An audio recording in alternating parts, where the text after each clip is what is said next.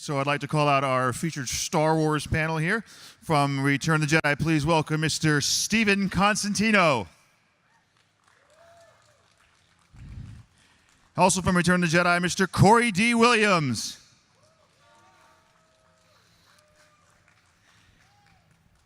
And from New Hope, we have Mr. Chris Bunn.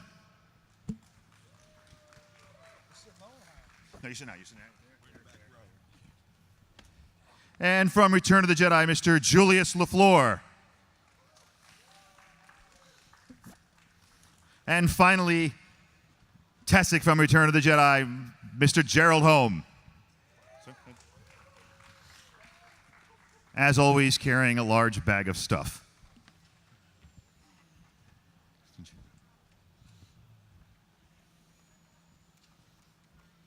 Welcome to IC, guys. How you guys doing? Great. Fantastic. Good. You having a good time here? Having a good show? Yes. Thank you. For our inaugural event. This is our inaugural Star Wars panel here. And I thought I'd start, Stephen, we had discussed earlier today an interesting conversation, and I thought we could talk a little more about it, is how you got on working with Return of the Jedi, way back in 1982. Well, it happened strictly because of music. And, of course, Corey D. Williams and I had a band at that time. And we'd play every day and night as much as possible. And he was living with his dad, Billy D, at the time. And we rehearsed there, and he was very supportive of the music. And one day he came in and said, would you stand in for me, Corey, in Yuma, Arizona? This is like July, I guess, in the summer. And Corey said, well, I don't think so. It's kind of hot, isn't it? And we're kind of at the height of our creativity. And then Billy said, why don't Steve come along with the guitar, and you bring your bass, and we can continue to play while we're out there and entertain the cast and crew. And so that's how you got on, and you through that. We were out there for 3 or 4 days, and it was long, long days in the desert, because we drive out there from the hotel into the middle of the desert in Yuma. And at some point, I think we went to dinner with Kazanji and the producer, with Billy and Corey, and I said, I'll work for free. If I could do anything, please let me know. And the next day, all I knew is they had the Gamorrean Guard outfit set up and had me in it. And that had to be the hottest costume in history. It was unbelievable. Because it's big and heavy. But I was numb. I was so numb to the whole, I couldn't believe it. So, it felt great in a way. Now, you said you do it for free. Did they actually pay you? Yeah. Okay. We did get paid, though. I still have the stub.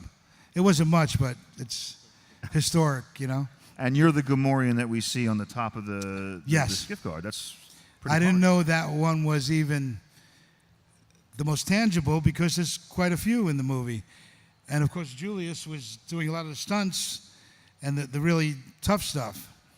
But then Billy had taken a picture of Corey and I with a mask off. And when that surfaced, I guess 6 or 7 years ago, the fans all said, you were in the barge and you got killed by Luke Skywalker in the pivotal scene, and that's when everything kind of happened for me.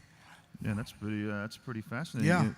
Yeah. Speaking of Julius, you and I were talking about the stunts for that scene in Return of the Jedi on Tatooine by the sail barge. Were very dangerous, and there was 2 different stunt teams you were talking about, one U.S., one UK. I was wondering if you can talk a little bit about that. Yeah, when I got assigned to do the project, it was 2 stunt teams. When I first arrived, it was an English stunt team, and many of them were hobbling around on crutches, and they had several rehearsals, and they were pretty banged up. So I'm looking at these guys hobbling around, and I'm thinking, maybe I should go back home. So they were very demanding. It's the first time I had ever worked with the English stunt team, and first time they had worked with us. So it was a little bit of not a rivalry, but it was like we were both trying to kind of outdo each other. And I was just saying before, it was a very demanding show, and Corey will attest to the fact that a lot of people were getting hurt, not just in stunts. It was like a show that we thought was cursed, right, Corey? There was steam machines blowing up, scalding people, people being heat exhaustion. It's like a row of people getting carted off for one reason or another. But in the stunt realm, I would say the stunt people, Peter Diamond was the English stunt coordinator, and Glenn Randall had did Raiders of the Lost Ark and a lot of big films. They had each of their teams, but what happened was they both had really large egos too, and they were competing against each other, whereas by the end of the film, the stunt people, the stunt men, were getting along kind of famously because we had bonded by the end of the film, and we were all working as a team, because as stunt people, no stunt man wants to see another stunt man get hurt. So we ended up spotting each other and different things like that. So it worked out pretty good. And you were one of the few that walked away without injury, so they had you come back later in the film for the other scenes in Endor, which were filmed later, right? Yeah, I mean, I had originally went down there to double Billy D. Williams, which I heard that. And I was really excited about it. And Billy D., of course, was a huge star at that time. And I saw Corey walking on the set with Billy. I said, shoot, I'm out of a job now, because this dude looked just like Billy D., you know? So I said, well, they're going to send me back home.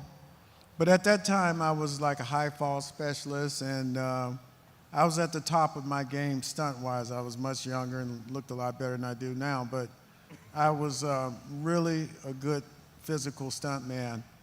And the guy, Glenn Randall, asked me to look at the assortment of stunts that he had designed for the show. And with several of the other, the English stuntmen getting hurt, his job was kind of on the line. So I walked around and looked at all the stunts, and I said, well, where's the tough stunts? You know? And he says, that's it. I said, well, he says, can you jump from this spot here and go to the middle of the Silex pit? I said, sideways, backwards. And he says, no, I'm really serious. He says, I'm second guessing myself now. Can you really do that? So what happened on Star Wars is they were putting all these heads on me, having me doing all these stunts, like the old cowboy days where the same guy would do the fall. I was about 6 or 7 different characters in Star Wars doing very top-of-the-line stunts, and it all worked out. I got hurt on one. Corey was there. The cable broke, and I fell on one of the English stunt guys, Paul Weston, who you know. Broke his arm and his leg, and actually he was kind of my cushion. But it was the toughest show I've ever worked on. And like I said, the English stunt team and myself, we still correspond to this very day. So I was pissed off as a young man. I went down to double Billy D. Williams, told all my friends about it. And they kept putting these heads on me and these stormtroopers out. I said, I didn't sign up for all this stuff. I really had a terrible attitude. Well, as time goes on now, all those pictures you see with me with these characters, I was actually that character. So it was the best thing I ever did in my career. Oh, that's fantastic. Corey, I was wondering if you can round out our story of the Jabba's sail barge. Do you have any behind-the-scenes stories, or how did you become well, we know how you became a part of it, but maybe you can enlighten us a little. Well, yeah, my father originally asked me if I wanted to work as a stand-in for him, because as a young man, I looked more like my mother, and as I started to become a little older, I started to look more like him. But I was about 22 years old at the time, and I didn't even have facial hair, so they drew a mustache on me. And they asked me to double him, because what happened was there was a scene where a tentacle came up and grabbed his leg, and they had an explosive charge go off, and it burned his foot. And they said, there's no way we're going to ask Billy to put on this uncomfortable harness and hang suspended 50 feet in the air after he just burned his foot. Corey, you think you can do it? And I was like, yeah, I guess so. So Julius happened to be doing another stunt in the same shot, because he was the only person that would dive straight into the Sarlacc pit hole. Most of the guys would hit the edge and roll in. But since he was used to doing high falls, you know, if you're used to being 20 stories up looking down at a tiny airbag, I mean, jumping into a little hole was no big deal for him, so he was doing it. But so they had me hang over the side dressed as Calrissian, but they didn't tell me about the explosive charges that were going to be going off during that time. So I could feel the heat from these explosive charges, and I could see Chewbacca's stunt double smoldering. And the only thing I could think of at that time was, I wonder how long it'll take the guys behind the camera to get to me with the fire extinguishers if I catch on fire. So just try to put that out of my head the whole time. But I mean, it was an interesting experience, and I didn't really come there to do that. I came there as a stand-in, which when you're a stand-in, you help set up camera shots for a celebrity that's the actor who's doing the scene, so that they can go rest in their trailer or study their lines or do whatever they need to do. So that was originally what I came there for. And then there was kind of a shortage of bodies because everybody kept getting hurt. And because there was so much action going on in that one scene. And that's when they asked me to do the character which became known as Klaatu, which, I don't know, I think he was Creature 76-9215, so I don't even know. I don't think he had a name until he actually became a toy. But they just pretty much said, put this head on, and we want you to run towards Skywalker. And they put the head on me, and I had these eyes, and I couldn't see out of the eyes. I'm going, okay, that's fine. Just tell me which way to run. Where is he? And so I just ran toward him, and then he did his lightsaber thing and turned around and went back in. But it was extremely hot, and we had to wear these masks where they would put a hairdryer up to the mouth or the nose of this mask and blow some hot air in there, and that was a relief. So I think hope you mean cool air.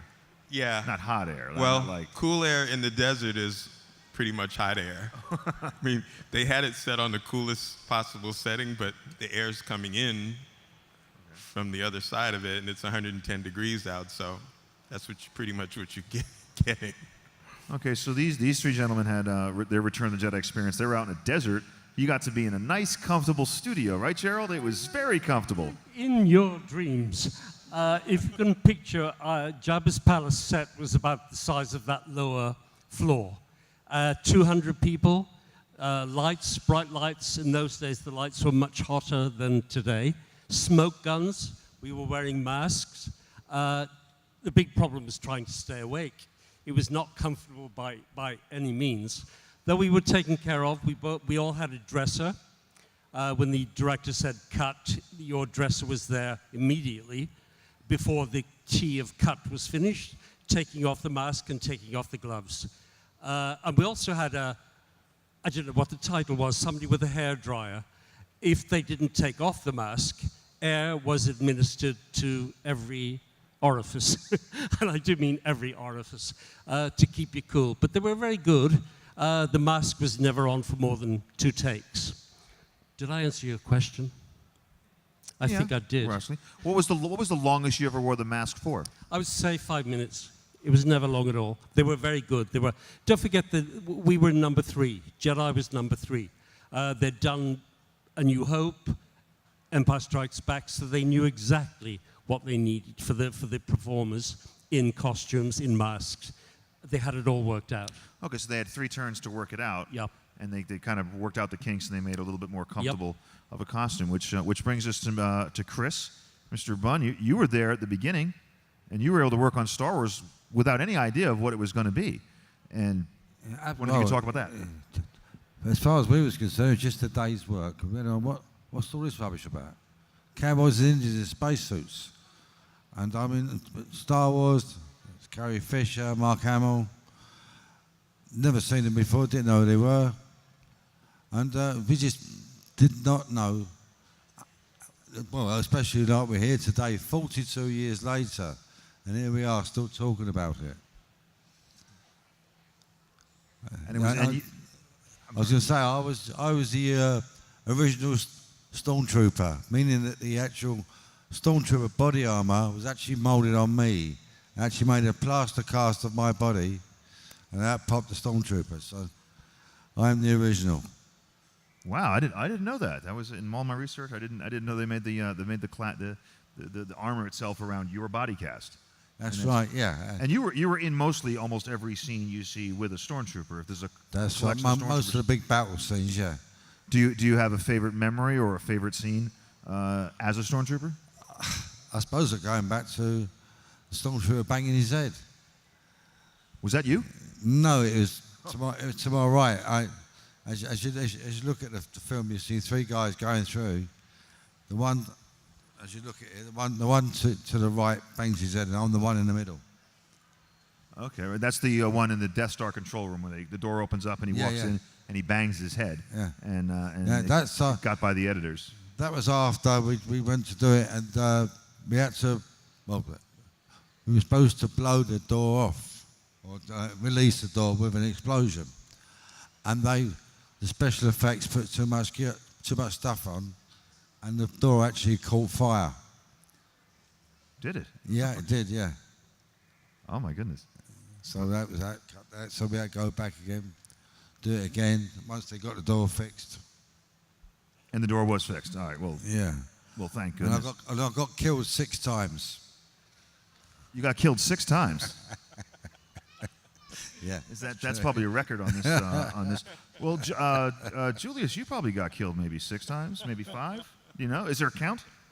Yeah, I probably got killed about 12 times on the show. I was killed as a stormtrooper, killed as a biker scout, hitting a Got log. more lives than a cat. Weak Way, the skiff master, I was killed doing that. It's just about every time someone falls in the Sarlacc pit, that's almost you, every time. That was right? me just about every time. And going back to what I was saying earlier about Corey coming on the set, everything was happening really fast. Just like Steve said, they have a suit for you, you put the suit on and you just work and have a lot of time to discuss things. And I remember walking out and Corey had on Lando's clothes. And I said, damn, my biggest fear has happened. They even drew a mustache on this dude. And I said, they're sending me home. I'm fired. And then they said, come over here and walk with me. And they put you in these suits and just button the head on you. But everybody on the show, Paul Weston, Dickie Bear, we all died several times. They were using us over and over and over again. And another story, I think may have told Corey. At that time, Carrie Fisher, the big thing was falling in that pit. It was really, the airbag was about 11 to 12 feet below the opening of the pit. And just to look at it, it was kind of terrifying because you figure at some point you can't see the bag. And if you don't flip over in time, you're going to break your neck. So Carrie asked me not to do it. That's the first time that's ever happened. And of course, I never saw any of the previous Star Wars episodes. And I didn't know who Carrie was. I knew who Billy was, but I didn't know who Harrison Ford was or Mark Hamill. And the show was called Blue Harvest. Remember that, Corey? They didn't even call it Star Wars. Yeah, they had a code name for it. So it was a code. So Star Wars fans like me and the guys in the audience wouldn't go running up. I'm walking around like, what is this lady telling me how to do my job? But she was really, concerned, and everybody was concerned. Like I said, everybody was getting hurt. Everybody died over and over again. And as Corey said, if you guys can imagine, Corey looks up and Chewbacca is physically on fire, right, Corey? Yeah. This dog is burning. I call him a dog, but anyway, he's burning, and everybody is freaked out how to get to him because they were out. They had to put a ladder up. Yeah, and I mean, this is like it wasn't easy really for them to get serious. to us. And did you get your hair catch on fire, Corey, a little bit? No, I might have gotten a little singed, but. But it was a lot of stuff being done for the first time. And like I said, the special effects people, and those are the same things, same embers that caught Michael Jackson's hair on fire. Same thing. Right. So, Pyrotechnics, there wasn't a lot of CG back then. Same thing in pretty much the same year, right? It was like a year or two off from Michael Jackson. A year or two off.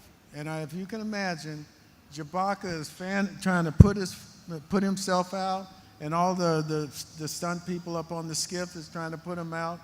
And it was just one of those shows where it's like, what's going to happen next? And it was kind of eerie. Now, was that Peter in the costume, or was there another stunt person for Chewbacca? Peter Mayhew, or was that No, that was Dan Zormeyer. Yeah, yeah. Dan Zormeyer? Yeah, Dan Zormeyer. Okay, I didn't know. Thank you for looking into that.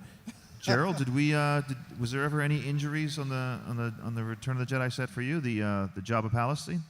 No injuries, but lots of intolerance. Like, I think you see 2 Jawas in Jabba's palace, but I can remember seeing about 6. But the little people had very little tolerance to the heat and the smoke, and they kept fainting. And I can remember David Tomlin, the first assistant, who was a legendary Indiana Jones first assistant. Basically, he runs the film set. And if one of the Jawas fainted, he said, "Get him out." So the Jawas was taken out. The other problem with the Jawas was their eyes wouldn't work at the same time. So they were taken out. So I think you see 2 Jawas. I very nearly fell into the pit first day of filming because I couldn't see a thing. Without my glasses, I'm like blind. Everything's a blur. Plus the squid head mask, the eyes, when I put the mask on, the eyes pointed upwards. Okay, so when the director said action, I had to put my head down like this. So the eyes looked like they were looking straight ahead. I think you see the same with Miss Piggy. When she's acting opposite Kermit, her eyes always look above Kermit's head. And I want to say to the puppeteer, lower her head so her eyes are looking at his eyes. But I thought, because I can't see, first day of filming, first scene, I'll keep my glasses on, under the mask. Big mistake, because what happens when glass gets hot? Condensation. So my mask filled with my condensation and sweat, and I was even more blind. And that's why you can see me in the first scene looking at the floor. I'm looking to see whether the pit is open or closed, because I didn't want to fall into it. But I don't remember any accidents, just almost near misses.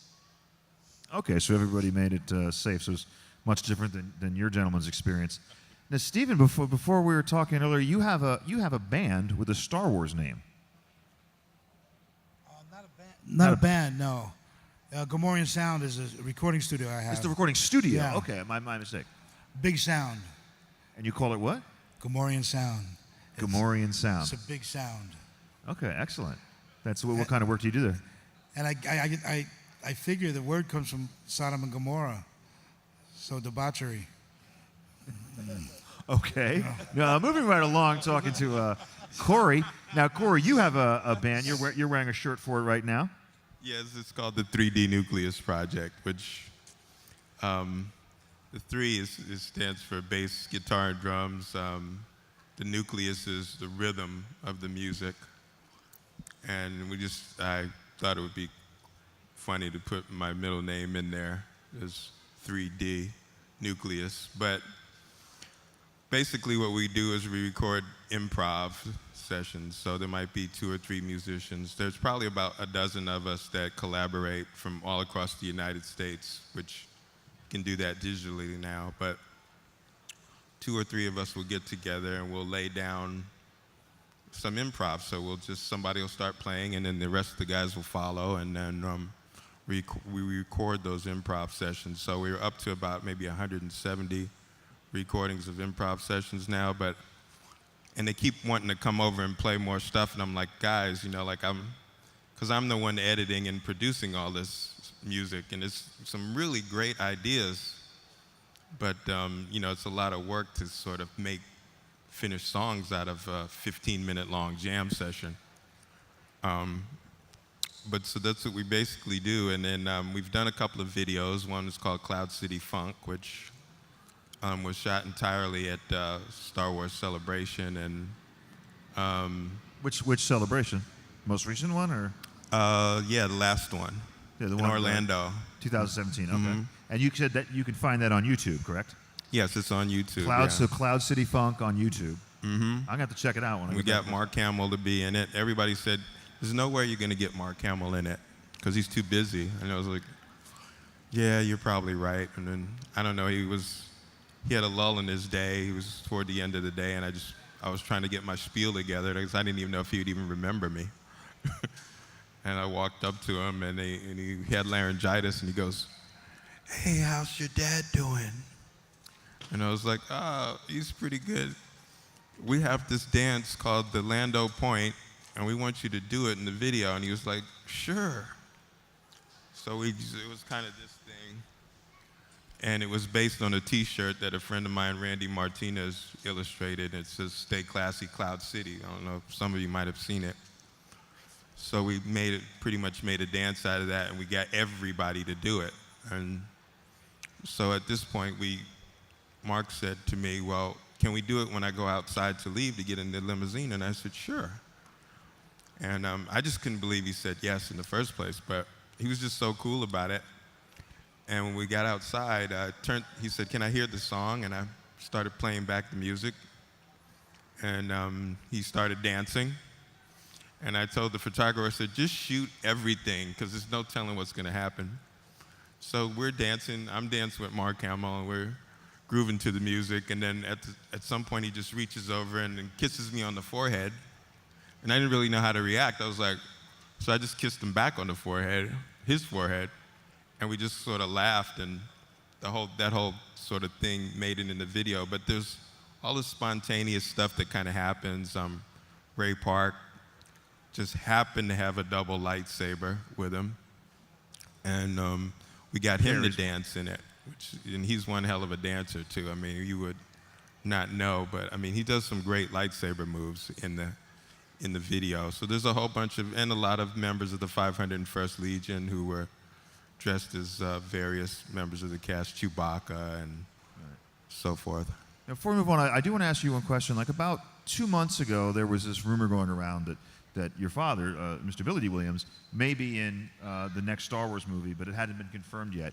And then I remember it specifically because you wrote on Facebook, I think it was, like, "I have no idea if my father's going to be in it. It's just rumors." And like 8 hours later, it came out that he was indeed going to be in Episode 9. And I just want to know, were you lying to us? Did you already know? You could say, "I don't want to answer."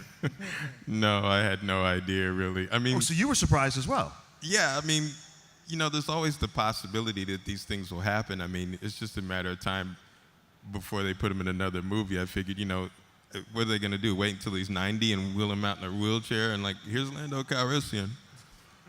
But, I thought it's got to happen sooner than later because, all the fans want to see him in a movie. But so I had a lot of people bombarding me on social media saying, "Is your father going to be in the next movie? Is he going to be in the next movie?" So I just went on there and I said, "Look, I can't confirm or deny that he's going to be in the movie because I don't know anything about it." And the next thing you know, I'm getting texts from my sister, including my father, going, they said you broke your silence about what was going to happen in the next movie. And I was like, "What?" I told everybody I didn't know anything about it, and I was in all these blogs and stuff in the UK even. They were saying, he knows something, just because I said I didn't know anything. Like, Right. No, you were good. You said you didn't know anything. You said you had no idea, yes or no, stop asking me. Right. And then the question came out like Right. 8 hours later, Like, so I was thinking you... Oh, he's got to know something because he just said he didn't know anything. Right. We're going to open it up to Q&A. Is that right, Mike? When we get a chance? Mark? Sorry, I said Mike, but I meant Mike. So we do have a question. We have a microphone there. If not, I can continue asking questions because a bunch. Chris, Mr. Bunn, I was wondering, how did you get into Star Wars? What brought you to it? Again, it was an unknown thing at the time. Well, at the time, there was a hell of a lot of movies being made in Britain. And most of the professional extras and stuntmen were actually employed at the time. And I happened not to be. And the agent phoned me and told me 8 o'clock in the morning, Elstree Studios, straight to the modelling shop.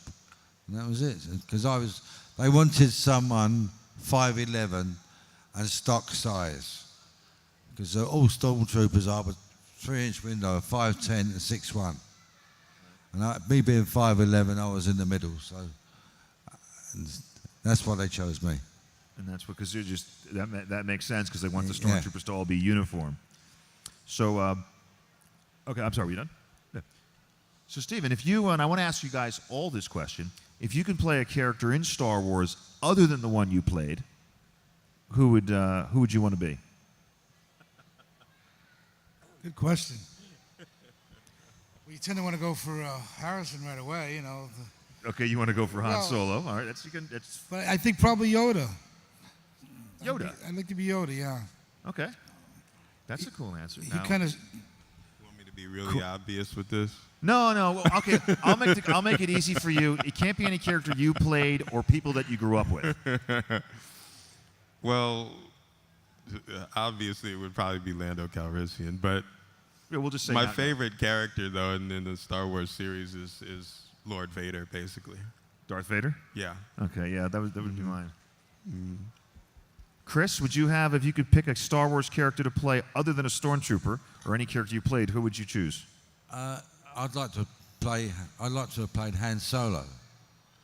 You'd like to play Han There's Solo? a- Okay. Yeah, the reason being is that Carrie Fisher fell in love with him. That's a great answer, actually. Gerald, do you have one? Well, a lot of actors, myself included, would prefer to play a bad guy than a good guy. They're always much more interesting. So I would go for the Emperor in real life. In my fantasy life, I'd go for Han Solo. And I did kind of get to play him in a way, in the theater. I was in a stage production of Treasure Island. I don't know if you know Treasure Island, if you read it as a kid. There's a character in that, he's the hero. He's the hunky hero, Dr. Livesey. And the director offered me that part, and I said, no, that's too straight. I can't play straight leading men. I'm a character actor. Give me one of the characters, you know, with the hunchback and the moles on his face and talks like this, and, you know, "Arr, come on, me boyo." I can do character very, very easily. And the director, who knows me very well, he said, "No, Gerald, this will be a stretch for you. I think you should play the hero." And I thought to myself, the only way this is going to work is if I make this my Harrison Ford role.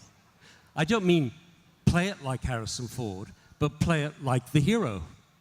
And that's the only thing that got me through it. Now, the thing is, when you play it based on your personality, if you find bits of your personality that fit the role, you don't think you're acting. And to this day, I don't think that was a good performance. But my friends who saw it, this is 30 years ago, they say it was the best thing I ever did. So actors don't know. In my fantasy life, I'd be Han Solo. One more thing if I've got time. Go right ahead. A gift for an actor is to watch other actors, great actors, and I think Harrison Ford is a great actor. He's that combination of a great actor plus a film star. Very rare. Lots of film stars can't act. Doesn't matter, they're still film stars. But I was closer than this when Harrison was in Carbonite, defrosting.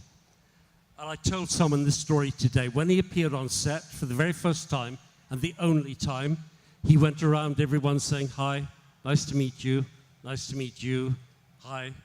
And then he was in the zone. He was in a total concentration. And, you know, there were 180 people on the set. He didn't react to anything that was going on. If the atomic bomb had gone off, he would still have been concentrated in the zone. And for an actor to watch that kind of concentration, it was like an acting class. You know, you've got to concentrate on your work, the lines you've got to say, your character, and just forget about everything else. You've got to be aware of everything else, but don't let it ruin your concentration. And a little trivia piece. You'll like this. You like trivia? Oh, by all means, just go on and He had a water and on. lady. And to make an actor look sexy, evidently on screen, she had a water spray. Literally before the director said action, she went spraying water so he looked like he was masculine and a little bit sweaty. All right, Mr. LaFleur, if you can remember the question, if you'd like, I can repeat it. I would like to be Lando, because Lando said so much sometimes without saying a lot. the camera loved him. It drew you in. When he was there, it was like no one else on the set but Lando. And as an actor and seeing him come into that whole thing, just the movements, the way he walked, it was like everything was classic about him in both of those films. And when I think of Hollywood, I think of Lando. And since Billy was such an accomplished actor, prior to coming to that project, he brought so much to it for so many people. You know, African American children. He crossed over. You know, it was colorless. He was just a man doing a fantastic thing in a beautiful series, and just like I said, some actors you can look at and they don't say a word, but you just feel so much coming from them. Billy had that. He had the chops. He had more. His presence was just immense. And I hadn't seen that too much in film. Every time I see him on camera, and as Lando, and you gave him that purpose and that motivation, it was just magical, absolutely magical. And as a side note, he's one of the few characters to raise his voice at Darth Vader and make it to the next scene. He was like, That's Lord a Vader, good point. Lord Vader, that wasn't a condition of our agreement, nor was giving Han to that bounty hunter. Right. That That was never part of our deal, too. He says it twice. You feel Twice you're he- being treated unfairly. Right. That's a really good point. Be unfortunate if I had to leave a garrison. So we finally have a young man who has a question. This one's for Chris over there.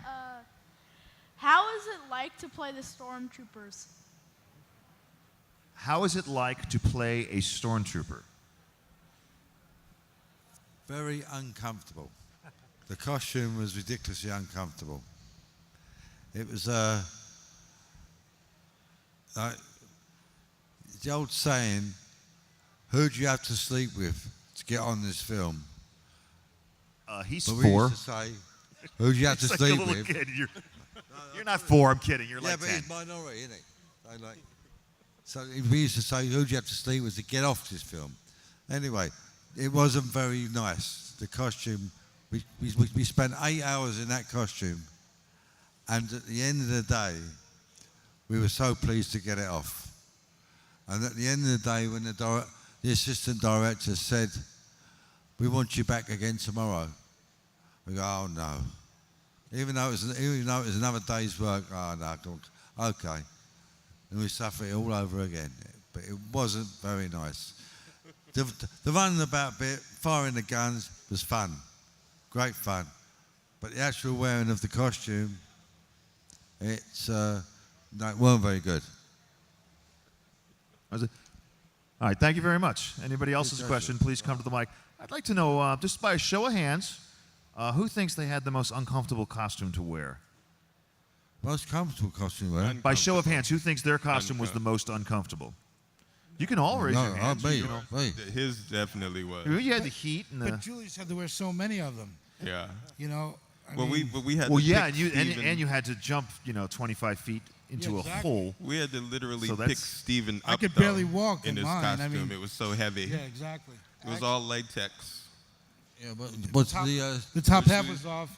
I couldn't stand. The bottom half would drag me down. the stormtroopers' stunt costume was made of rubber, so that wasn't too bad to wear. Well, the legs, the thigh part was rubber, but on the chest plate and the arms, when you land, these things will actually cut you. You had a little leotard underneath, but when you hit the ground, it gouged into your skin. And after a lot of the sequences, especially fighting the Ewoks, I had cuts on my arms and my legs, just from the plastic and around your neck, your cuts in your neck. It was rough to actually do stunts in that costume. It wasn't designed for that, by the way. Right. It was just designed for what it looked like, and we had to make things happen with it. So it was not unglamorous side. it was not custom made for stunts. Yeah, this is probably my 80th interview, and I don't think I've ever felt so bad for an actor because it sounds like really dangerous what you did. I mean, you did it courageously, you did a great job, but it sounds painful. Yeah, you know, the thing was, never had there been a film like this before. A lot of things we were doing for the first time, like the gentleman mentioned, your eyes would fog up and your visibility, you couldn't see where you were going. I mean, you were like blinded all of a sudden, and now you have to perform, swing at people, move around, all of these things. It was uncomfortable and almost impossible at times, wouldn't you say? Yep, absolutely. Yep. I think we have another question here, another young man. Yeah, what did you think of Donald Glover's performance? Who? I think that definitely goes to Corey. Donald Glover, of course, played the he's young put me on the Lando. spot. Well, believe it or not, I have not seen Solo. And probably one of the reasons for that is not because I don't think Donald Glover is a capable actor. I think he's a marvelous actor. But it's really difficult if you can imagine how well you know your dad, and if you saw him on screen and you see qualities of your dad in that character, it's kind of difficult to want to go and sit down and watch somebody imitate him, or it'd be difficult for you to take it seriously, let's put it that way, because you know him so well. So there's that whole aspect of it for me, which kind of prevented me from seeing it. But, you know, I guess a lot of people enjoyed it. And I think eventually I'll probably watch it. I'll just have to not take it so seriously and just watch it for what it is and have a good time and enjoy it. Excellent, excellent answer. Do we have any other questions in the audience? 1 minute. What are we doing? We're done? Okay, well, ladies and gentlemen, I should say, I'd like to thank you all for coming. You guys will be here for the remainder of the afternoon up at your booth signing. I definitely want to come by and get something signed by each of you. I think it'd be great. And so, ladies and gentlemen, let's hear it for our Star Wars panel. Kevin, can I please Gerald say would like 15 one minutes. thing? Is this working? 1 minute. 1 minute. Mike Havens. I don't know if you know, he organized this thing. I've done many conventions, worked with lots of good organizers, some brilliant ones. Michael is at the top of the list.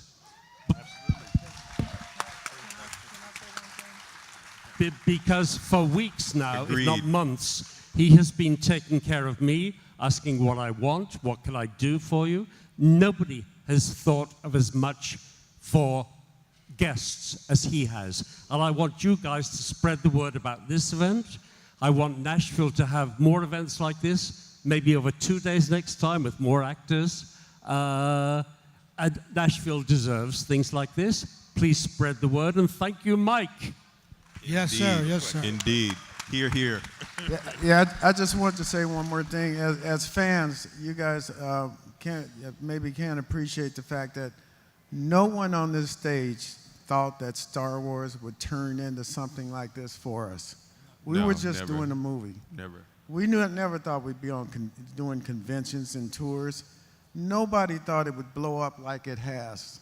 And just to be on this stage now and for you guys to come and attend is just nothing we ever thought. I never thought I'd be signing an autograph for anything. And the people on this stage is really, it's always shocking and amazing every time they ask us to do something like this. And it's just a pleasure to be here and do what we do, because we never thought we'd be here. Well, thank you very much, gentlemen. agree. Guys, let's hear it Thank you very much. for our Star Wars guest. Thank you.